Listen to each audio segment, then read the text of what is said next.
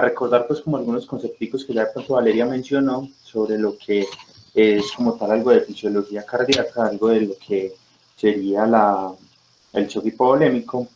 Vamos a hacer pues como un recuentico muy breve pues de lo que es todo el tema de la fisiología para entrarnos como tal en el manejo que hacemos con los pacientes con hemorragias exsanguinantes, cómo controlarlas, ¿listo? En el ámbito de urgencias. Entonces, importante, algo que ya Valeria pues, nos estaba mencionando, fisiopatología básica del corazón, entonces recordar el gasto cardíaco, que nos compone el gasto cardíaco. El gasto cardíaco va a estar compuesto o se va a dar por la frecuencia que esa bomba, ese corazón, y por el volumen sistólico. Más o menos vamos a tener un gasto cardíaco que siempre va a estar entre unos 5 y 6 litros minuto. El volumen sistólico va a estar determinado por la salida de sangre en cada una de las contracciones, la cantidad como tal, el volumen que me va a salir en cada una de las salidas, que va a ser parte de ese gasto cardíaco. Vamos a tener una precarga, que va a ser el volumen que yo voy a tener de sangre y que va a estar mediada por la capacitancia venosa, que tanto tengo yo en mi sistema venoso. Va a estar también determinada por la diferencia en las presiones entre lo que va a ser la presión sistémica y como tal la presión que vaya a tener la aurícula derecha para permitir el ingreso de sangre a ese sistema, ¿cierto? A esa bomba cardíaca. Importante la poscarga, va a ser la presión de salida, lo que debe vencer como tal la resistencia vascular periférica o sistémica. Vamos a tener una presión de pulso. La presión de pulso va a estar dada por la diferencia entre la presión arterial sistólica y la presión arterial diastólica. Vamos a tener una presión arterial media. La presión arterial media la podemos calcular con la presión arterial diastólica más un tercio de la presión de pulso, de lo que va a ser la presión de pulso. Más o menos vamos a tener valores entre 70 y 100 milímetros de mercurio. Importante tener claros estos conceptos porque van a ser conceptos y van a ser constantes que se me van a ver afectadas en los pacientes que van a estar con hemorragias desanguinantes y que van a terminar en un choque hipovolémico. Todas esas constantes se van a ver alteradas y en pro de esas constantes es que yo debo orientar el manejo de mi paciente con hemorragia exsanguinante o que ya está entrando en una fase de shock, ¿cierto? Yo lo que voy a hacer es tratar de ver que esas constantes no se me salgan de esos parámetros normales, ¿cierto? Con el tema también de lo que es la presión de pulso, va a ser una constante que me va a ayudar mucho a determinar qué tan perfundido está mi paciente, qué tanta sangre oxigenada o qué tanta sangre está llegando a los tejidos periféricos de mi paciente. Recordar que la presión arterial media siempre nos va a servir como una orientación para tener claros que en esos valores voy a tener perfusión total a todos mis órganos, más que todos los órganos diana como tal, como el cerebro, riñón.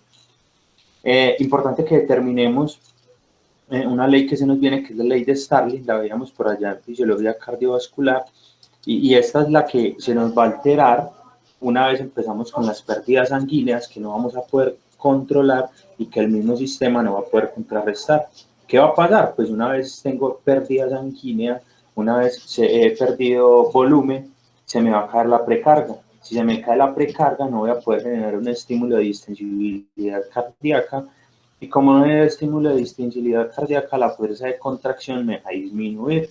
Como tal, el inotropismo del corazón se me va a caer. Entonces puedo tener un corazón que va a estar con unos latidos rápidos, una frecuencia alta, un conotropismo aumentado, pero va a tener un inotropismo muy lento, su fuerza de contracción va a estar disminuida. Va a estar mediado, ¿por qué? Por la misma precarga que no me genera esa distensibilidad del mismo músculo cardíaco.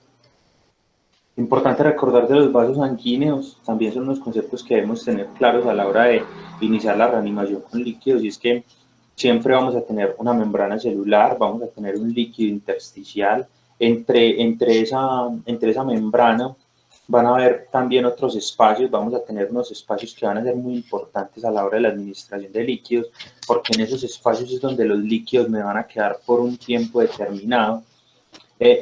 Hay que tener claro que la membrana, entre la membrana celular y la pared capilar de los vasos, y la pared capilar hay una distancia, debe ser una distancia óptima que permita la difusión de oxígeno. Una vez los eritrocitos llegan allí, que están cargados de oxígeno, Y tener claro que dentro de esos otros compartimentos pues vamos a tener unos líquidos que es donde van a estar el líquido intravascular, el líquido intracelular, líquido intersticial y uno que los va a ir componiendo a un grupo de ellos que va a ser el líquido extracelular. Siempre que pretendemos hacer reanimación con líquidos, hay una cosa que tenemos que tener muy clara y es que siempre los líquidos que yo le suministro al paciente van a terminar inicialmente en el líquido intersticial y allí van a tratar de ganar volumen, van a estar por alrededor de unos 40 a 60 minutos. Después de eso, ese líquido ya se me va a perder de estos espacios.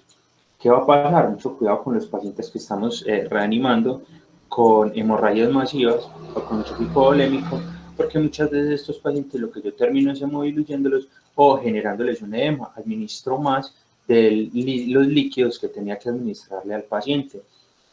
Si yo genero un edema en el paciente, lo que va a pasar es que voy a aumentar el líquido intersticial y lo que voy a tener es que las membranas y la pared capilar van a estar más distanciadas, lo que va a dificultar la difusión del oxígeno a través de esas membranas.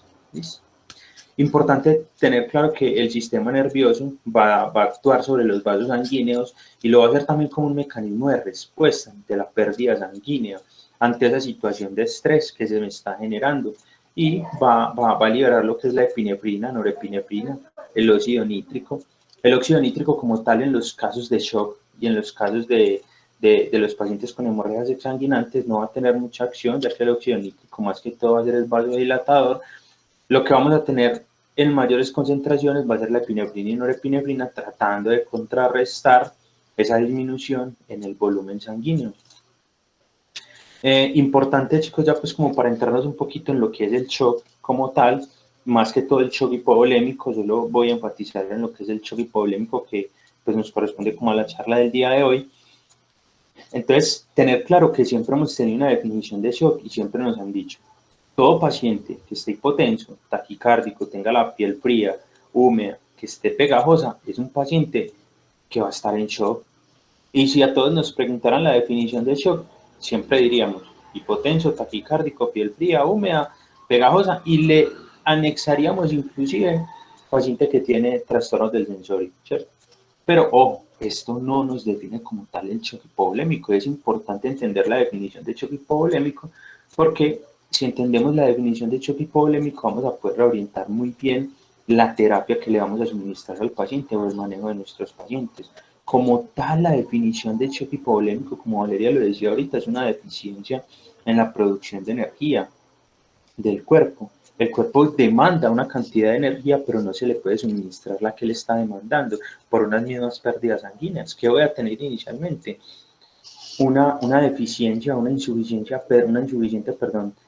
perfusión tisular a nivel celular, a las células de los órganos internos no me les está llegando la cantidad de oxígeno que requieren, lo que va a obligar a esas células a iniciar un metabolismo aerobio, solamente a tratar de producir energía con algo de glucosa que ellas tengan, y lo que solamente me va a generar 2 ATP, cuando por la vía aerobia le puedo producir al cuerpo de 36 a 38 ATP. Entonces miremos que estamos en un déficit de energía de casi 18, 19 veces de energía con respecto a lo que el cuerpo en situaciones basales me va a generar. ¿Sí? Lo que me va a generar esto es una pérdida entonces en la producción de energía y yo la voy a necesitar para poder sostener la vida del paciente o la vida de al menos de algunos órganos. ¿Qué va a entrar el paciente? En un círculo vicioso. Ese mismo metabolismo anaerobio me va a llevar el paciente a unos estados acidóticos, una acidosis metabólica, pero va a seguir con un metabolismo anaerobio, más acidez. Eso me va a llevar a generar una muerte celular de algunas células. Esa muerte celular va a derivar de disfunción orgánica de los órganos que se estén afectando las células y esa disfunción orgánica va a terminar en una falla multisistémica, una disfunción orgánica. ¿Qué es lo que va a pasar con esos pacientes? Pues de determinados órganos que no se están perfundiendo bien, algunas células van a tratar de suplir la necesidad de las otras que ya murieron, pero no van a ser capaces de sostenerlo por mucho tiempo y finalmente vamos a empezar a tener lesiones sistémicas de los pacientes, van a empezar a tener fallas sistémicas como tales por deficiencia de algunos órganos. Bueno, importante para tener claro en el choque hipovolémico es que debemos tener muy claro que es el principio de Fick. El principio de Fick nos va a decir, y casi que nos dice, vea, si usted tiene los componentes del principio de Fick, usted los tiene garantizados en un paciente, ese paciente con hemorragia exsanguinante o con choque hipovolémico no se le va a morir a usted, es un paciente que se va a salvar. ¿Cuáles van a ser esos principios? Entonces, primero, yo debo de conservar eritrocitos cargados de oxígeno, debo de conservarlos, garantizar que los eritrocitos tengan una buena cantidad de oxígeno, debo de garantizar que ese oxígeno se lleve hasta las células tisulares, que llegue a las células como tal, ¿cierto? Y que como tal el oxígeno pase a las células tisulares, que se descargue, que si bien esos eritrocitos están cargados, se puedan desplazar hasta lugares determinados y una vez estén allí, se puedan descargar y continuar esos eritrocitos en circulación para transportar nuevamente más oxígeno. Bueno, para que lo entendamos un poco, entonces, una analogía, un modo de ejemplo, lo que debemos nosotros garantizar con los pacientes en choque hipovolémico y es, vamos a pensar que la perfusión, como necesitamos conducir unos vehículos cargados de oxígeno por unas autopistas, ¿cierto? Entonces, vamos a pensar en que los eritrocitos son como los camiones de reparto, y esos camiones de reparto que van a llevar, pues van a llevar oxígeno, ¿cierto? Los pulmones va a ser donde yo almaceno el oxígeno como tal, lo voy a tener ahí para montarlo en esos camiones que van a ser los eritrocitos y se van a desplazar por unas autopistas que van a ser los vasos sanguíneos para llegar a determinados tejidos como destino final. ¿Qué me va a pasar en los pacientes con choque hipovolémico? Voy a tener unos tejidos en los cuales esas autopistas van a estar interrumpidas, no tanto por obstrucción, sino porque no van a tener continuidad para desplazar esos carros que van a llevar ese oxígeno. Se me van a generar unas respuestas, casi que la imagen pues es algo gráfico de lo que nos pasa con los pacientes cuando nos llegan en choque hipovolémico. Estamos tratando de detener a todo, pues a grupos, como de detener por todos lados ese sangrado, pero finalmente es un paciente que si yo no redirecciono de una manera objetiva el control del choque hipovolémico, pues es un paciente que me va a seguir sangrando hasta la muerte. Entonces vamos a tener unas respuestas hemodinámicas inicialmente, esas respuestas hemodinámicas se me van a dar y van a estar mediadas por la cascada de coagulación. La cascada de coagulación va a intentar suplir esa necesidad de frenar ese sangrado, va a tratar de estabilizar un trombo, pero finalmente ese trombo no se me va a poder estabilizar y se me va a desplazar el trombo como un fenómeno también de respuesta protector para evitar como los procesos trombóticos en los pacientes. A nivel endocrino, desde el sistema nervioso central se van a generar señales para aumentar el cronotropismo, el inotropismo del corazón, aumentar lo que es la frecuencia como tal del corazón y la fuerza de contracción. Se va a generar vasoconstricción, taquipnea como fenómenos de respuesta al oxígeno. Lo que va a pasar también es que se va a estimular el centro vasomotor, que es lo que me va a generar la estimulación como tal del sistema nervioso simpático a través de los pares craneales 9 y 10. Y uno de los fenómenos de respuesta que se me da también a nivel endocrino es que a las aurículas detectar un bajo llenado sanguíneo, bajar esa presión en las aurículas, se va a estimular la liberación de ADH, que a nivel renal es en que se va a ver en que voy a retener sodio y por lo tanto voy a tratar de retener agua. ¿Qué va a pasar con estos pacientes? Pues son pacientes que van a estar oligúricos, son pacientes que no van a tener una diuresis, van a tener una diuresis muy mínima, reducido casi nula. Los pacientes en shock normalmente no tienen diuresis, están muy oligúricos. Ya entrando más en la parte de lo que es el shock hipovolémico, pues hay que tener claro que las principales causas de shock hipovolémico es el hemorrágico. En los adultos mayores, en los abuelitos, es común que se generen shock hipovolémicos por deshidratación, más no porque haya una pérdida como tal sanguínea en el paciente. Pero en el adulto normal promedio y en la mayoría de los niños, el shock hipovolémico siempre se tiene que pensar en hemorrágico. Siempre que evaluar dónde tengo yo la pérdida sanguínea en el paciente, ¿cierto? Estoy perdiendo transportadores de oxígeno. ¿Eso qué me va a llevar a que se me genere como tal el shock? Una deficiencia de energía en el paciente. para mantener pues como la funcionalidad celular. Siempre lo que les venía diciendo, el abordaje más rápido para los pacientes es todo paciente que me llegue con trauma al servicio de urgencias y esté en shock, considere que tiene un shock hipovolémico o que ese shock se está generando a causa de una hemorragia, sea externa o sea interna. Pero siempre, todo paciente que me llegue en shock al servicio de urgencias, debo enfatizar eso. Siempre, todo paciente con shock al servicio de urgencias, oriéntelo como si tuviera una hemorragia. Ojo, paciente con trauma, muy diferente, paciente que me llega con una urgencia médica, porque ya ahí debo de buscar otras posibles causas de shock, ¿cierto? Lo que otros tipos de shock, un shock séptico, distributivo, ya tengo que reorientarlo, pero si el paciente tiene el antecedente de trauma, va a ser hemorrágico. ¿Listo?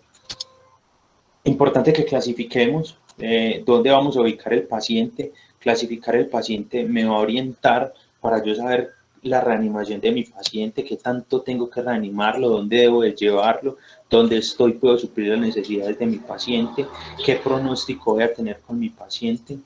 Entonces acá tenemos que tener claro y es que las hemorragias las puedo cuantificar por las pérdidas. A veces va a ser difícil en el servicio de urgencias identificar más o menos cuánto puede haber perdido el paciente. Lo hago más desde las constantes vitales, cómo encuentro mi paciente en lo que yo le puedo hablar en el servicio de urgencias como tal. Igual, pues como para recordar, siempre que yo tenga sangrados que sean de menores de 750 cc, pues son sangrados que yo considero en un paciente que van a ser clase 1, un choque hemorrágico clase 1. Ojo, esto partiendo de que el cuerpo humano en un adulto promedio, ese cálculo lo hacen con un adulto promedio de 70 kilogramos que tiene aproximadamente, tiene entre 4.2 y 4.5 litros de sangre, ¿cierto? Vamos a ver que la hemorragia clase 2 va a ser entre 750 y 1500 cc, ya tenemos más de 1 litro en pérdida sanguínea. La hemorragia clase 3 va a ser entre 1500 y 2000 y la hemorragia clase 4 va a ser más de 2000 cc. Importante es que los pacientes en hemorragia clase 1 probablemente yo los vaya a ver muy asintomáticos. Son pacientes que ni siquiera van a estar taquicárdicos. Yo simplemente los voy a ver es un poco ansiosos, puedo observar el sitio de la lesión, pero que yo no voy a ver como tal el paciente muy sintomático. ¿Qué va a pasar con los pacientes clase 2? Miremos los pacientes clase 2. Los pacientes clase 2 ya van a tener una taquicardia marcada, pero ojo, entre el paciente clase 2 y clase 3 hay que tener una cosa muy clara y es que el paciente clase 2 que tiene una hemorragia clase 2 puede estar taquicárdico, ha perdido 700, 1500 y este paciente está entrando en una fase que se llama un shock compensado. Los pacientes compensan las fases de shock. ¿Con qué está compensando este paciente la fase de shock? La está compensando con aumentar la frecuencia cardíaca.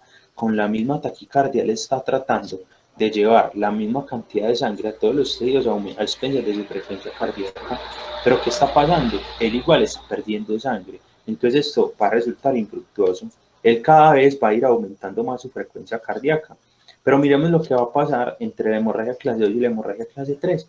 La presión arterial va a caer y esto es lo que me va a marcar la inestabilidad del paciente. Este es el paciente que yo ya tengo con un shock descompensado. Este paciente es el paciente que ya tiene riesgo de muerte. Aún más lo va a tener el paciente clase 4. Bueno, como tal el manejo del tratamiento de estos pacientes. Entonces, importante, determinar cuánta sangre ha perdido el paciente, pues no voy a saber estrictamente. Probablemente el personal prehospitalario que me lo lleva a la escena me va a escribir, doctor, se observa un lago hemático, observamos un lago hemático aproximadamente de 750 cc, o doctor, lo que observamos es, como nos dicen las personas coloquialmente, había un charco de sangre. Uno muchas veces lo que suele decirle a los pacientes es, a las personas que llevan a los pacientes, ¿qué tan grande era ese charco de sangre? Más o menos, ¿usted cuánto cree que había en ese charco de sangre? No, doctor, yo creo que había 1 o 2 litros. No, es que eso medía más o menos como 1 metro. Entonces es como entrar y hacer unos cálculos aproximados, pero ojo, no nos vamos a detener en la secuencia de la atención por intentar identificar cuál ha sido la pérdida sanguínea como tal del paciente. ¿Listo? Bueno, importante, miren que acá ya se inició un manejo rápido Entonces, un mensaje aquí que dejar acá claro y es, los pacientes con sangrados exsanguinantes, los pacientes con sangrados activos, más que iniciar un manejo especializado de una vía aérea, más que iniciar accesos venosos, la medida más rápida que debemos hacer en ellos es hacer control local del sangrado. ¿Listo? Ahorita vamos a revisar la parte de los torniquetes. Con el tema de los torniquetes se nos han creado muchos mitos, hemos tenido muchos estudios a favor, muchos estudios en contra, pero ya pues en este momento, en pleno siglo XXI, año 2020, pues digamos que ya se ha esclarecido mucho el tema del uso de los torniquetes y digamos que ya han quedado algunas cositas que nos pueden dar más claridad sobre el uso de ellos. Bueno, entonces, importante, ¿qué voy a hacer con un paciente que me llega al servicio de urgencias, que está con un shock hipovolémico, que está con un choque hemorrágico, ¿cierto? Que está sangrando? Entonces, primero, ¿qué debo de preguntarme? Venga, ¿cuál es la causa de ese sangrado? ¿O el por qué está así? Porque yo observo el paciente está en shock. ¿Qué le pasó a mi paciente que tiene un shock hipovolémico? ¿Dónde está el sangrado? El sangrado yo lo puedo visualizar, es un sangrado visible, es un sangrado externo. O yo al paciente no le observo signos de sangrado, no veo dónde está sangrando el paciente como tal. Entonces tengo que entrar a preguntarme cuáles son los sitios donde más puede sangrar un paciente. ¿Será que está sangrando en la pelvis? Una pelvis puede almacenar hasta 2000, 3000 cc. En el tórax, ¿será que tiene una fractura de fémur? Un fémur puede generar sangrados hasta de 2000 cc, una fractura de fémur. Entonces miramos que también hay que buscar otras causas posibles de esos sangrados. ¿Cuál es la atención definitiva de mi paciente? Yo en el lugar donde estoy, pongámonos en Clínica Las Américas, ¿será que acá le puedo solucionar el problema al paciente? Sí, listo, eso ya me va a dar un tiempo para pensar más a quién tengo que llamar, a quién tengo que activar en mi servicio de urgencias, llamar al cirujano vascular, si necesito un ortopedista, si necesito unidades de sangre, si necesito hacer pruebas cruzadas para mi paciente. Si no, también debo de preguntarme, bueno, yo acá no le puedo solucionar el problema a mi paciente, pero ¿dónde puedo solucionar el problema de mi paciente? ¿A cuánto me está quedando el centro asistencial en el cual se le puede solucionar mi problema a mi paciente? ¿Cierto? Esas son preguntas que entonces yo debo de tener muy claras con una respuesta también que yo mismo debo de darme. ¿Dónde voy a entrar a solucionar esos problemas? Y para mí pensaría que la más importante es yo qué puedo hacer mientras le doy una atención definitiva, mientras hago una cirugía de control de daños en mi paciente.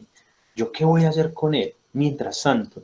Porque simplemente yo no puedo esperar, recuerde que vamos a estar en un servicio de urgencias y simplemente no puedo esperar a que me llegue la ambulancia y que iniciemos un traslado primario con mi paciente a una unidad asistencial que probablemente vaya a estar entre 40 y 50 minutos. Entonces, o incluso más, depende de donde me encuentre. Pues en Antioquia tenemos hospitales y tenemos municipios que tranquilamente van a estar a 4 o 5 horas, municipios que están a 4 y 5 horas del hospital de segundo nivel más cercano y que ni siquiera en un hospital de segundo nivel muchas veces me van a poder solucionar los problemas de mi paciente. Bueno, iniciar el manejo integral, como tal el manejo integral en los pacientes con hemorragias exsanguinantes yo sé que de pronto lo ven un poco extraño y me van a preguntar, bueno, ¿y esa X ahí qué? ¿Cómo así que X, A, B, C, D? Pues ahorita no estábamos viendo que era A, B, C, D. Sí, ¿qué es lo que pasa, chicos? Entonces, todo paciente con hemorragia exsanguinante o con evidencia de sangrado, esos pacientes se les va a dar un manejo iniciando por la X. ¿Qué es lo que vamos a revisar primero? Todo paciente de trauma, lo que se nos viene planteando por ATLS, por PHTLS, por el Colegio Americano de Cirujanos es, venga, cuidado, estamos protegiendo muy bien la vía aérea de los pacientes, estamos garantizando muy bien la ventilación de los pacientes, pero ojo, los pacientes se nos están muriendo porque no estamos parando los sangrados a tiempo. Los sangrados se deben parar a tiempo.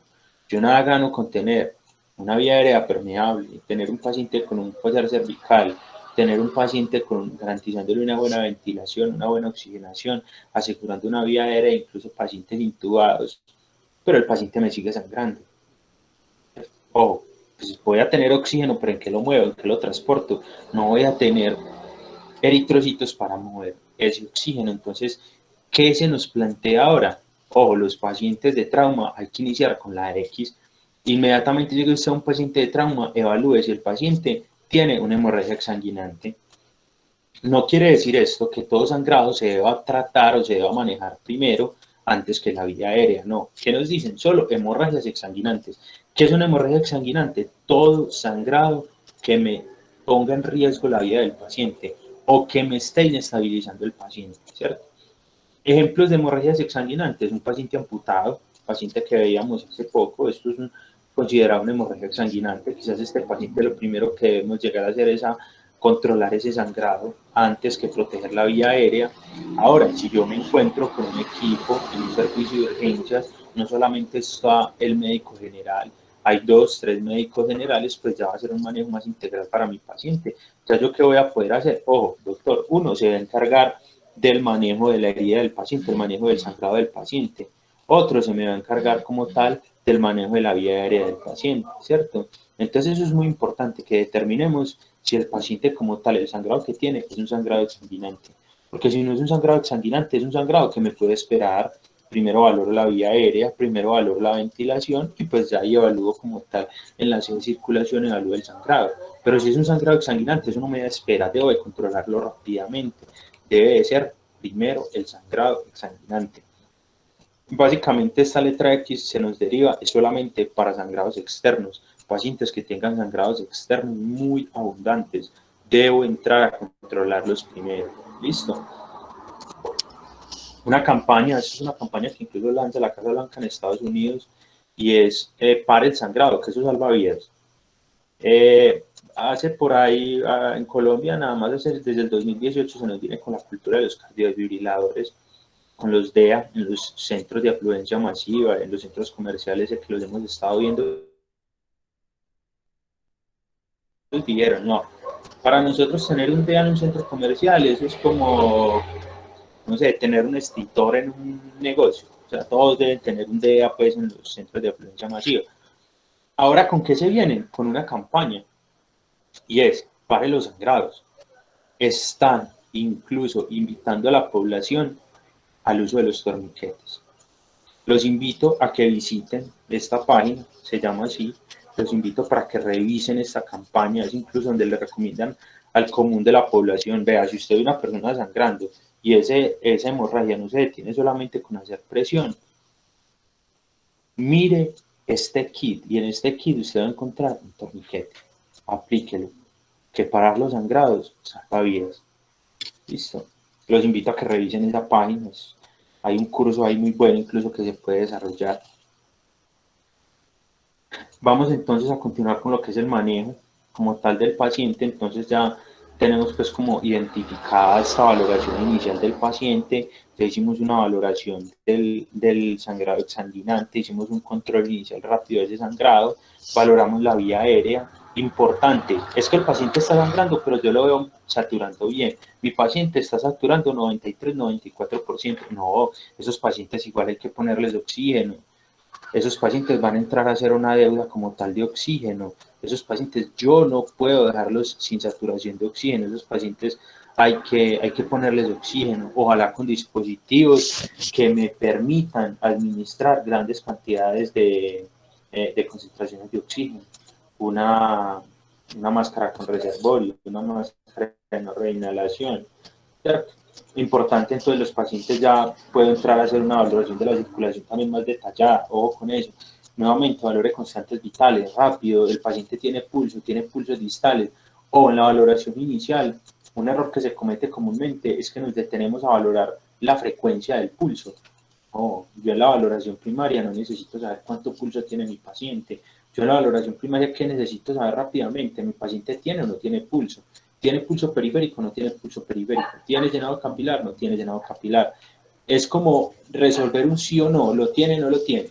Y con la valoración neurológica, lo que nos decía ahorita Valeria, muchas personas y muchos médicos en los servicios de urgencias siempre están cerrados a valorar el Glasgow como una medida inicial dentro del tratamiento inicial de los pacientes, dentro de la valoración primaria, perdón, de los pacientes. Ojo, que podemos estar cayendo en dos errores. Uno, no estamos valorando el Glasgow en el momento indicado. El Glasgow siempre se debe valorar después de yo haber reanimado a mi paciente. Reanimado a mi paciente no es solo dar compresiones torácicas, reanimado a mi paciente es después de yo haberle suministrado líquidos, después de haber corregido la hipotensión, haber corregido la taquicardia de mi paciente. ¿Quién nos dice eso? Glasgow Coma Score, así se llama la página donde diseñan como tal la escala de Glasgow por el Dr. Graham, que fue quien la creó. Entonces los invito muchachos a que también revisemos esa partecita de Glasgow en valoración primaria. No está indicado, es que yo no he hecho una reanimación como tal de mi paciente, yo no he acabado una valoración, ¿listo? Entonces el ABDI es una muy buena opción que nos va a ayudar a hacer una buena exposición de mi paciente. Ya más adelante les voy a mostrar que la exposición probablemente vaya a ser la respuesta a yo iniciar un manejo en mi paciente no responde al tratamiento y yo digo, bueno, pero este man me llegó descompensado, este paciente lo tengo descompensado, ya le suministré líquidos, lo tengo inmovilizado, ya lo tengo con oxígeno, le sigo metiendo líquidos y la gente no responde. Ojo, ¿será que hay otro lugar que esté sangrando en el paciente? Yo no me he dado cuenta. Entonces exponga al paciente, verifique el paciente si tiene otro sitio de sangrado. Bueno. Importante entonces continuar dentro de la valoración secundaria, entrar ya entonces a considerar, mantener constantes vitales.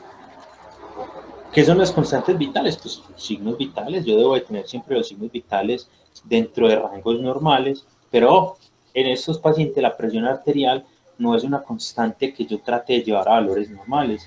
Llevar la presión arterial a valores normales puede significar deterioro del paciente. Ya se les voy a explicar por qué. Hacer un control local del sangrado. Eso tiene que ser una prioridad, muchachos, sobre cualquier otro manejo del paciente. Yo identifico que mi paciente llegó con una hemorragia externa que me le está comprometiendo la vida, paciente víctima de una mina antipersona, paciente víctima de una amputación traumática con una mina, con un objeto cortante. Ojo, esos pacientes, lo primero es hacer control local. Ya les voy a mostrar un algoritmo que me va a ayudar mucho con el control local de ese sangrado. Y una cosa que hay que tener clara es que los pacientes me van a llegar probablemente con un deterioro neurológico, pero no significa que vaya a ser que el paciente me esté haciendo una lesión en el sistema nervioso central o la tenga. Primero debo de realizar una reanimación óptima y que yo evidencie que tiene respuesta para yo decir, mi paciente en sus otras constantes vitales ha mostrado respuesta, ha mostrado mejoría, ya identifiqué el sangrado, ya lo controlé y sigue con deterioro neurológico. Ojo, ese paciente sí puede estar cursando mejor con una lesión del sistema nervioso.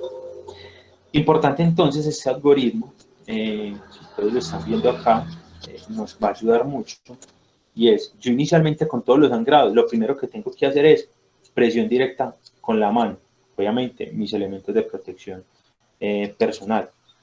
Si no me funciona la presión directa, 3 minutos, yo hacer presión directa en el paciente, ese paciente lo que me va a hacer es un vendaje compresivo, yo debo hacer un vendaje compresivo que me trate de detener el sangrado. Les hago una pregunta. ¿Ustedes creen que en un paciente de esto será fácil hacer un vendaje compresivo?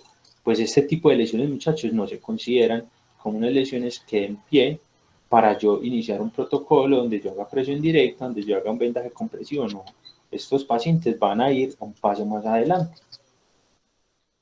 Pues miremos acá, si el vendaje compresivo me pregunta, ¿el sangrado se controló con ese vendaje compresivo? Sí, bueno, el paciente debe seguir en observación en el hospital o remitirlo a una unidad asistencial que me le solucione el problema que tiene mi paciente. Si el sangrado no se controla, entonces debo de preguntarme, ¿dónde está el sitio de sangrado? ¿Es en una extremidad o es como tal en el tronco del paciente? Si es en una extremidad, torniquete. No tenemos pues como otra opción en estos pacientes. Debo aplicar un torniquete. Ya vamos a profundizar un poco más en el torniquete. Si la lesión es en el tronco, el sangrado es en el tronco, puede utilizar agentes hemostáticos. Puedo utilizar algunos medicamentos que me van a ayudar con el control del sangrado, ya los vamos a revisar también. Esto es lo que debo de tener claro. Entonces, una vez ya tengo claro que es en el tronco, utilizo agentes hemostáticos, entonces o mi paciente o continúa en el hospital o mi paciente debe ser remitido a un centro asistencial donde incluso yo deba considere posible la transfusión sanguínea o si mi paciente necesita ser intervenido quirúrgicamente. Listo. Una imagen para la reflexión, no sé si se alcanza a ver completa, Es una imagen que la verdad me parece que deberíamos como, es para reflexionar. Recuerden que igual los torniquetes son para pacientes con hemorragias exsanguinantes, y pues debemos siempre considerarlos. Bueno, importante en todo lo que les he venido diciendo, siempre lo primero que es hacer presión sobre las heridas. Yo veo la herida externa, siempre lo primero que debo hacer es presión. Más que utilizar agentes hemostáticos, las fuerzas militares son muy expertas en esto y la medicina táctica siempre nos ha dado pues como muchos aportes al control de las hemorragias en los pacientes. Ellos siempre adelantan pues como muchos estudios y prueban mucho con sus militares heridos en combate. Entonces ellos sacan un agente que se llama el Combat Gauss, que es una venda. El Combat Gauss es una venda que yo introduzco como tal en la herida. El éxito de la venda es yo hacer un buen empaquetamiento de la venda dentro de la herida, la introduzco y lo que va a hacer es que el sangrado se va a absorber. La venda va a absorber el sangrado y una vez absorbe el sangrado me va a servir como una barrera que voy a tener para tratar de hacer presión en la misma cavidad del sangrado. Entonces lo que voy a hacer es generarle una presión, como una presión transmural al mismo vaso para evitar que permita pues como la salida de sangre. Entonces supero la presión transmural con el mismo vendaje para evitar que salga la sangre. Es mayor la presión, a medida que él sangra más presión va a tener el vendaje y eso es lo que me va a dar como resultado la posible contención del sangrado.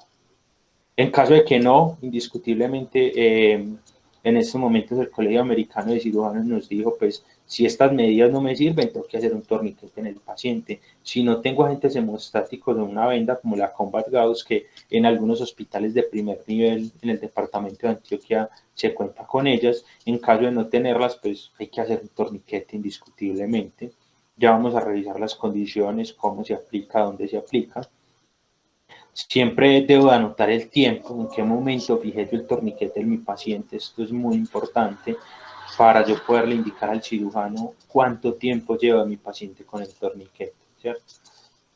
Una pregunta, no sé si alguien se la ha hecho, es, bueno, un torniquete funciona bien ahí, pero si resulta de que lo que yo tengo es una amputación desde el hombro, desde la axila, y bueno, ¿yo ahí qué? ¿Cómo hago entonces para controlar el sangrado con ese paciente? Resulta de que en estos momentos se están adelantando algunos estudios con unos torniquetes que se van a conocer como torniquetes de unión, y es para amputaciones que se me generan en los sitios de unión, en la ingle, en la axila como tal. Esas hemorragias también les puedo aplicar un torniquete, se llaman como tal torniquetes de unión.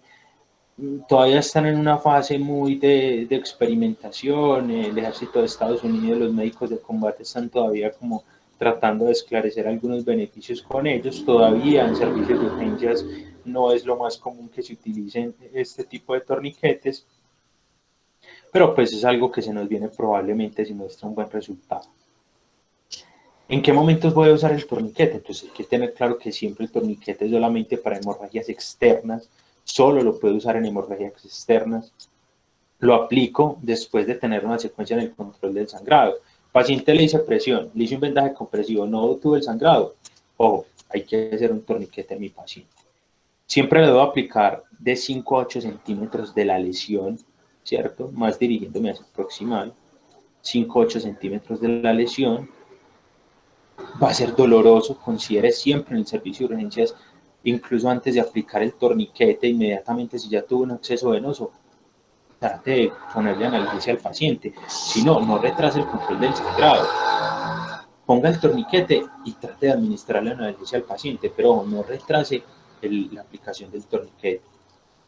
Siempre realice presión hasta que usted evidencie que se detuvo el sangrado. Lo que mostraba por acá la imagen, yo lo pongo como un brazalete, como una hebilla de correa, lo cierro y él va a tener una palanca en la parte superior donde yo voy a hacer presión. ¿Yo qué tanto lo voy a girar? Pues que yo tenga evidencias de que mi sangrado ha disminuido considerablemente. No necesariamente debe pararse el flujo total, pero sí que considerablemente haya disminuido el sangrado. Eso ya me dice que el torniquete me sirvió. Ahora, si ese sangrado no se detiene, pues ¿yo qué debo hacer? Tranquilamente debo poner otro torniquete. ¿Dónde debo poner el torniquete? 5 a 8 centímetros de distancia del torniquete anterior. Quizá los dos torniquetes ya me vayan a funcionar y me van a generar una mayor área de presión para la contención del sangrado como tal. Regla de oro. Hasta por allá el año 2016, 2017 nos decían, ojo, los torniquetes se deben aflojar cada 10 a 15 minutos. Pues chicos, nada, el Colegio Americano de Cirujanos, en uno de sus estudios que vino realizando con la Casa Blanca para el uso de torniquetes, con la campaña Detenga el sangrado, estos salvavidas, demostraron que no. Y también el ejército de Estados Unidos demostró que no, aflojar el torniquete, lo único que generaba era activar nuevamente el sangrado y romper una cascada de coagulación que ya se había formado como tal un trombo firme, y cuando yo volví a activarle presión a ese vaso sanguíneo, nuevamente activaba un sangrado que ya estaba detenido. ¿Qué pasa con la extremidad? Que muy probablemente voy a tener necrosis y lesión en el tejido, sí, en algunos tejidos. ¿Qué se nos demostró? Que hasta en 6 horas el paciente todavía esa extremidad puede no tener necrosis. O sea, hasta en 6 horas pueden haber unas lesiones, pero no va a haber una necrosis como tal del tejido. ¿Qué se nos dice? Por medio de algunos estudios que también hicieron y la recomendación de la CLS es, el torniquete seguro hasta 150 minutos. Usted un torniquete por 150 minutos es seguro, salva vidas y no genera lesiones en el paciente, no va a tener secuelas mayores ni significativas. Ahora, la pregunta que usted se debe hacer es, ¿será que en 150 minutos tengo mi paciente en un quirófano? Ahora, si usted no tiene su paciente en 150 minutos en un quirófano, pues que esto no sea motivo para usted aflojar un torniquete que ya le sirvió para contener un sangrado. Probablemente usted le va a tener que explicar al paciente, señor, si es un paciente estable que puedo conversar con él o con sus familiares, señor, vea, el torniquete ya está llegando a su tiempo límite, 150 minutos. Probablemente aquí en adelante se vayan a generar algunas alteraciones en lo que conserva de la extremidad del paciente. Entonces, es claro que si yo suelto el torniquete, si yo aflojo el torniquete, el paciente va a aumentar el sangrado, el paciente puede morir, pero es de aclarar que esto le va a generar, puede generar algunas secuelas. Se ha demostrado que muchos pacientes igual no tienen ninguna secuela, ¿cierto? Importante los torniquetes, nuevamente, el torniquete pues como más comercial y más utilizado es un torniquete, el que ustedes ven a su izquierda, es un torniquete CAT, se llama así, torniquete CAT, por sus siglas en inglés. El torniquete CAT es muy fácil de utilizar en algunos servicios de urgencia y de trauma, se cuenta siempre con él. Estos son los torniquetes que les hablaba como torniquetes de unión. Miren lo que hace el torniquete, yo lo pongo como un brazalete y lo que hago es inflar una perilla a nivel más o menos del hombro para que me genere presión sobre ese mismo paquete vasculonervioso. O sea, me generaría una presión directamente como sobre lo que sería en este caso el plexo braquial. Y miremos, por ejemplo, para la ingle, trataría de hacer como una presión directa sobre lo que serían las ilíacas como tal. Son torniquetes que todavía están en fase de estudio, todavía no hay una recomendación clara de si se deben utilizar o no se deben utilizar. Y el tensiómetro, muchachos, en servicios de urgencia de primer nivel y en los pueblos, este va a ser el mejor torniquete que vamos a tener.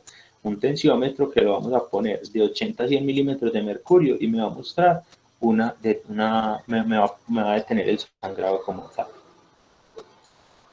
El tratamiento, entonces importante, ya tuvimos el sangrado, ya hicimos un control local del sangrado, muy importante. Claro, muchachos, el torniquete, puedo retrasar el uso del torniquete, no podemos tener miedo al uso del torniquete, ya se nos demostró que el torniquete salva vidas. Los invito a que visiten esa página, ahorita les dejo el enlace al final de Detenga el sangrado, esto salva vidas. Es una estrategia que tiene demasiada evidencia científica, donde lo pueden revisar, muchachos, y van a ver que en realidad, sí, es que hacer un torniquete en un paciente que lo necesite salva vida. Pero ojo, Valeria ahorita decía algo muy claro, no a cualquier herida le voy a hacer yo un torniquete, porque eso sí me va a generar una lesión y eso sí me va a generar una lesión en el tejido. Si yo como tal no tengo el objetivo de contrarrestar una lesión, ¿yo para qué le voy a hacer? Un paciente tiene una herida, una laceración en el muslo con un sangrado mínimo y yo inmediatamente voy a llegar con un torniquete. No, pues esto va a ser traumático para el paciente y es una herida que tranquilamente voy a poder controlar con hacer una presión. Listo. Importante considerar, después de haber hecho ese control de la X, el sangrado exsanguinante, considere que la vía aérea esté permeable, considere que si el paciente hay que inmovilizarle el cuello o si ya trae el cuello inmovilizado. Recuerde que el paciente hay que ponerle unas buenas concentraciones de oxígeno, él va a empezar a tener una deuda de oxígeno por las pérdidas mismas de eritrocitos que no tienen que transportar ese oxígeno. Considere los accesos venosos, pero ojo, no retrase el tratamiento del paciente por adquirir los accesos venosos. Ahorita les traigo un caso clínico, parece un caso clínico particular, es un caso clínico también de la vida real, como el que les contaba hace poco, y es un caso clínico que lo deja a uno como, bueno, ¿y qué? Considere los accesos venosos siempre catéteres que sean calibres número 18 y hacia abajo, en caso de poderlo hacer. Considere el ácido tranexámico. Ojo, importante, no en todas partes se tiene el ácido tranexámico. ¿Qué beneficios me brinda el ácido tranexámico? Que en el final de esa cascada de coagulación, cuando se me va a diluir el coágulo como medida para contrarrestar la cascada de coagulación y no generar fenómenos de hipercoagulabilidad, lo que hace el ácido tranexámico es estabilizar el trombo. Ese trombo volverlo más estable y que el paciente pueda yo detenerle los sangrados como tal. Obviamente voy a tener unos efectos adversos. Ya vamos a revisar bien también las indicaciones de ese ácido tranexámico. Considere plasma en caso de estar disponible. No en todos los hospitales tenemos plasma fresco congelado, pero siempre que usted vaya a poner plasma, recuerde que por cada unidad de plasma debe poner una unidad de eritrocitos. Si no, pues usted sí va a tener muy buenos factores de coagulación, probablemente vaya a tener con qué parar algo del sangrado, pero ojo, y la deuda de oxígeno, ¿qué? ¿Cierto? Con el manejo de los líquidos, indudablemente en los pacientes con choque hipovolémico, en los pacientes con hemorragias severas, el líquido de preferencia siempre será Harman. Eso no nos puede quedar una duda con eso. La solución salina puede ser muy buena, pero se ha demostrado que la solución salina en la TLS, en su última edición en la 9ª, ellos demostraron que la solución salina me generaba estados de hipercloremia y por lo tanto acidez. Y es un paciente que yo ya lo traigo acidótico por su misma metabolismo anaerobio, entonces lo que hago es favorecer más la acidosis de sus pacientes. Y lo que voy a hacer es entrar a ese paciente probablemente contribuir a lo que es la creada de la muerte, ¿cierto? Que ya Valeria se los mencionaba hace un rato. Entonces, importante, si yo voy a iniciar con Harman, yo voy a iniciar el suministro de líquidos, en la medida de lo posible, siempre hágalo 3-1. ¿Qué quiere decir 3-1? Por cada 3 unidades de solución salina que usted le suministra, perdón, de Harman que usted le suministra al paciente, usted debe suministrar una unidad de sangre, ¿cierto? Ahora, si usted no lo tiene, entonces, pues no es un indicativo para usted no suministrarle líquidos al paciente. Sí, suministrarle líquidos, pero tenga cuidado con una cosa y es, siempre lo que uno va a hacer con estos pacientes con sangrados activos de choque hipovolémico es, yo voy a administrar bolos de 250 cc hasta llegar a 1 litro, pero cada que administro los bolos yo debo valorar la presión arterial de mis pacientes, que esa presión arterial sistólica no supere los 80 milímetros de mercurio, o una presión arterial media no superior a 60 milímetros de mercurio. Ojo, esto más que todo nos aplica para hemorragias internas o sangrados que no son visibles. ¿Qué beneficio me da esto? Porque entonces todos se podrían estar preguntando, venga, pero ¿cómo así? El paciente está chocado, y este man nos está diciendo que lo mantengamos hipotenso, pero ¿qué beneficio me da tener un paciente hipotenso? Chicos, pues hace poco no, ya hace un rato se le viene trabajando el tema desde ATLS, es que nos viene recomendando la reanimación hipotensiva o permisiva.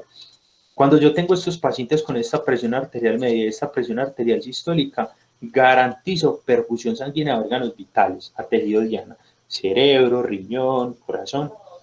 Superior ahí puedo extender perfusión a otros órganos. Pero ¿qué pasa si yo aumento una presión superior a eso? Pues lo que voy a hacer es que tengo un vaso que yo le cierro el calibre y voy a aumentar la velocidad del líquido que está fluyendo por ese vaso. Entonces, al yo aumentar la velocidad, ¿qué me va a pasar? Pues voy a sangrar más. Es como cuando yo tengo la manguera, es más fácil, si yo tapo la manguera y yo abro más la llave de la canilla, pues se me va a volver un chorro que yo ya no voy ni siquiera a poder controlar con solo tapar la manguera. Lo mismo nos está pasando acá. Si yo mantengo al paciente con una presión arterial disminuida, lo que voy a hacer es un control también del sangrado, porque no voy a tener presión dentro de ese vaso y eso no va a permitir que haya un aumento en el flujo como tal, eso me va a disminuir como tal el flujo. Entonces lo que nos dicen que es trate de mantener el paciente de una manera que el paciente esté con una hipotensión permisiva. Esto más que todo para pacientes con sangrados internos. el paciente que yo le sospecho el hemotoras, atención, que yo le sospecho, perdón, el hemotoras, el hemotoras, el paciente que yo le sospecho el sangrado abdominal, esos pacientes son pacientes que yo los puedo manejar con una hipotensión permisiva. Ahora, el paciente que yo tengo con un sangrado externo, también lo puedo manejar con una hipotensión permisiva, ¿cierto? También es un paciente que yo puedo manejarlo, pero es un paciente que me puede tolerar incluso presiones arteriales un poco más altas, sistólicas de 90 inclusive, y que no voy a generar rompimiento como tal de ese coágulo porque yo ya debo de tener un control local como tal del sangrado. Siempre que le vaya a suministrar líquidos al paciente, suministrelos calientes. En muchos servicios de urgencias no hay con qué calentar los líquidos. ¿Qué hacen?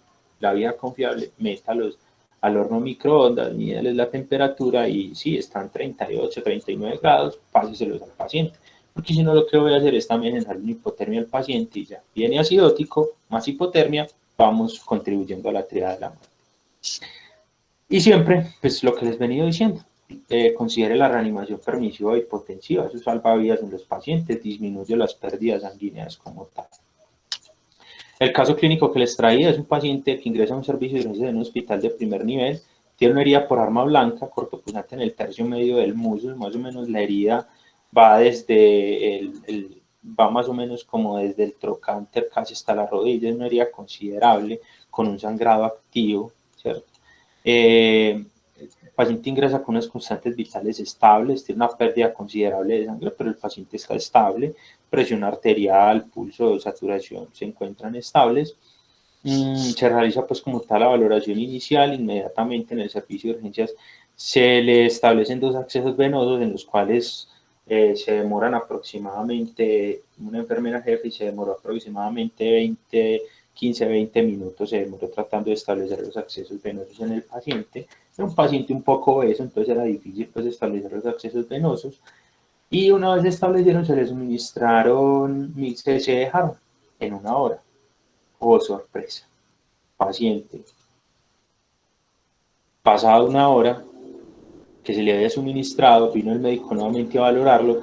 Cuando viene a valorar nuevamente el paciente ya lo encuentra somnoliento, ya el paciente estaba con deterioro del sensorio, con una presión arterial de 70-50, una frecuencia cardíaca de 120, saturación del 90% y ya estaba haciendo una hipotermia también.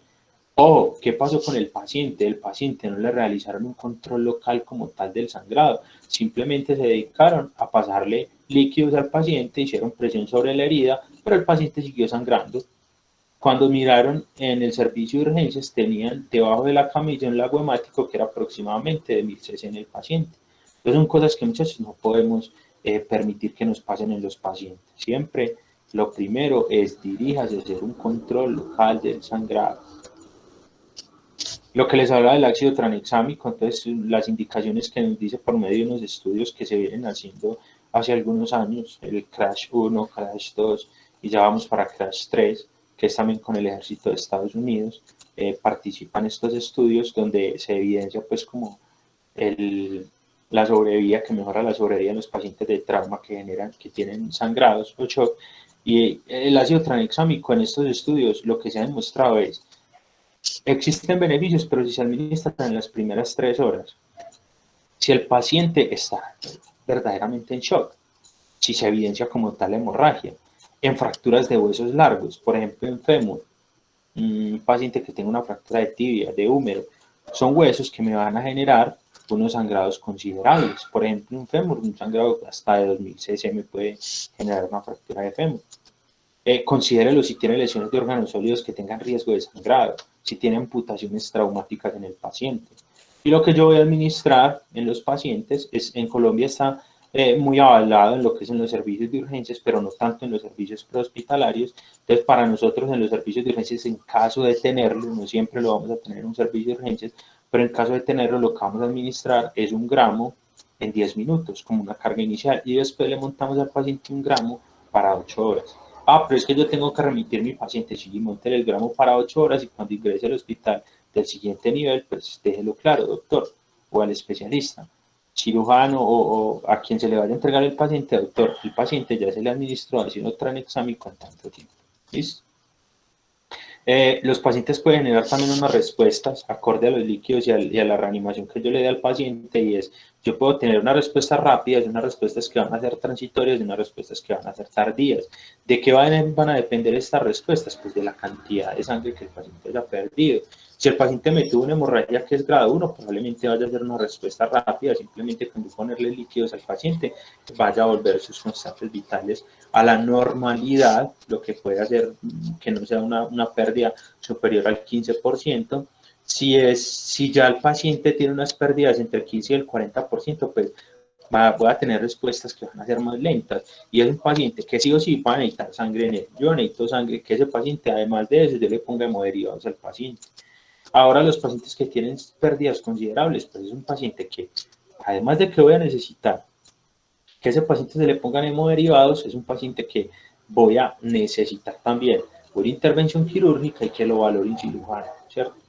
Importante es que estos pacientes, pues probablemente el paciente que tenga respuestas tardías a la terapia con líquidos, no me vaya a dar tiempo de yo hacer incluso pruebas cruzadas para la administración de hemoderivados. Son pacientes que yo necesito administrar rápidamente hemoderivados. Unas pruebas cruzadas me van a demorar hasta 1 hora, pueden demorar las pruebas cruzadas. Y yo esperar 1 hora con un paciente que está en shock, que ya se me va a morir, pues es un paciente que probablemente cuando lleguen las pruebas cruzadas ya no tenga cómo administrarle como tal los hemoderivados, ¿cierto? Lo importante es, como para ir finalizando, la sangre, siempre tener claro, toda pérdida sanguínea se reemplaza con sangre, siempre, y en lo posible yo debo realizar siempre pruebas cruzadas. Ahorita Valeria nos daba pues una referencia muy importante, y es que a los pacientes siempre hay que evaluarles el lactato, un examen que tenemos rápido en los servicios de urgencia, debe ser gases arteriales. Los gases arteriales me pueden dar una orientación sobre la acidez del paciente y también me van a indicar qué tan efectivo está siendo la reanimación que yo le estoy dando a mi paciente, qué tan efectivo está siendo. Mi paciente sigue muy acidótico, mi paciente ya no está tan acidótico, pues probablemente está respondiendo muy bien a la terapia que yo le estoy suministrando. Siempre no retrase el tratamiento por buscar la clasificación para el sangrado. Si yo aún no tengo claro si mi paciente tiene unas pérdidas considerables o no considerables, pero ojo, yo ya sé que él está en shock, inicie tratamiento, no retrase, no se quede pensando en, ¿será que él es una hemorragia, un shock clase 1 o clase 2 o clase 3? No, inicie el tratamiento. Siempre exponga a los pacientes, muchachos, es una cosa que no se nos puede olvidar. Podemos haber hecho muy bien una valoración de la X, de la A, de la B, de la C, de la D, pero si no exponemos los pacientes, se nos van a pasar otras lesiones que pueden generar secuelas en el paciente y que vamos a poder prevenir, o que incluso van a ser indicativos para decirnos a nosotros, hombre, es que la terapia no está funcionando porque el paciente tiene otra hemorragia en otro sitio y yo no la he visto, ¿cierto? Siempre considere unas consideraciones especiales es en el embarazo. Recuerde que las mujeres en embarazo pues van a estar más hiperpolémicas, entonces las pérdidas tienen que ser mayores para mostrar como tal signos clínicos. Medicamentos como AINES, anticoagulantes, van a favorecer más los sangrados. Los atletas siempre van a necesitar tener pérdidas mayores, y aún así muchos atletas no van a mostrar signos clínicos, solamente va a ser un deterioro más súbito cuando ya tengan unas pérdidas que van a ser incompatibles con la vida. En los adultos mayores van a tener pérdidas muy pequeñas y van a tener más sensibilidad ante las manifestaciones clínicas. Y ojo con los pacientes con marcapasos y cardiofibriladores implantados, que van a ser pacientes que su frecuencia cardíaca va a poder ser muy normal. Yo voy a tener pacientes voy a tener pacientes con frecuencias normales dentro de rangos y parámetros normales, pero que son pacientes que van teniendo unas pérdidas considerables, que esa frecuencia está siendo también contrarrestada por ese mismo marcapasos, ese mismo dispositivo que trata de contrarrestar ese ritmo cardíaco. Siempre que la terapia no me funcione, entonces evalúe. Venga, el paciente, yo ya le controlé el sangrado externo, pero mi paciente sigue chocado. Ojo, hay lesiones intratorácicas, lesiones intraabdominales, retroperitoneales, o si tengo lesiones de tejidos blandos. ¿Será que este paciente, además de la herida que yo veo en la extremidad superior, también tiene una fractura de fémur? ¿Cierto? Entonces, evalúe como todos esos otros aspectos que también pueden ser lugares donde el paciente también puede sangrar. Y para cerrar, pues conclusiones grandes que nos deben quedar es: la sangre siempre se va a reponer con sangre, eso no tiene lugar a dudas. Siempre que un paciente pierda sangre, le debo suministrar sangre. en la medida de lo posible y también pues mirando el acceso pues que yo vaya a tener a hemoderivados. Los vasopresores, muchachos, están contraindicados en los pacientes con choque hipovolémico. ¿Qué hacen los vasopresores? Hacen una vasoconstricción como tal generalizada en los pacientes y lo que hacen es disminuir que el tejido celular como tal, la perfusión tisular disminuya. Entonces son pacientes que incluso mostrando una mejor respuesta en sus constantes vitales, son pacientes que posterior se me van a deteriorar porque va a seguir la disfunción orgánica por la insuficiencia tisular, va a seguir los procesos anaerobios en sus células. Los torniquetes están recomendados incluso en escenarios extrahospitalarios, incluso Estados Unidos viene recomendando torniquetes para pacientes para personal lego, o sea, ni siquiera personal entrenado. Siempre recuerde que si su paciente no debe ir al nivel de atención siguiente, sino al nivel de atención que el paciente requiera. O sea, yo no puedo llevarme un paciente para el hospital más cercano, para el hospital que tengo al lado, sino para donde el paciente en realidad me le vayan a resolver el paciente, ¿cierto? Y recuerde que siempre todo paciente con choque hipovolémico debe ser valorado por un cirujano. Es una cosa que nos debe quedar siempre clara, siempre debemos buscar la valoración por cirugía del paciente con choque hipovolémico.